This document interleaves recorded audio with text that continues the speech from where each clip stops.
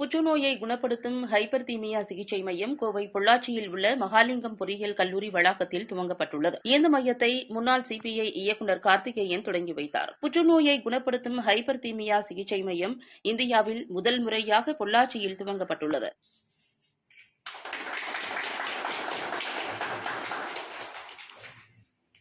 பொள்ளாச்சி உடுமலை சாலையில் மகாலிங்கம் பொறியியல் தொழில்நுட்பக் கல்லூரி இயங்கி வருகிறது. இந்த கல்லூரி வளாகத்தில் சுற்றுச்சூழல் அழிவுகளில் இருந்து மனித உடலையும் மனதையும் ஆரோக்கியமாக இயற்கையாக குணப்படுத்தும் நோக்கத்துடன் மிராக்கிள் வெல்னஸ் என்ற நவீன தொழில்நுட்பத்துடன் புற்றுநோய் சிகிச்சை மையம் செயல்பட்டு வருகிறது. இந்த நிலையில் ஜெர்மன், ஜப்பான் போன்ற நாடுகளில் புற்றுநோய்க்கு சிகிச்சை அளிக்கும் மிராக்கிள் சிகிச்சை மையம் முதல் முறையாக இந்தியாவில் மகாலிங்கம் பொறியியல் தொழில்நுட்பக் கல்லூரி வளாகத்தில் தொடங்கப்பட்டுள்ளது. இதனை முன்னாள் சிபிஐ இயக்குநர் கார்த்திகேயன் கலந்து கொண்டு தொடங்கி வைத்தார்.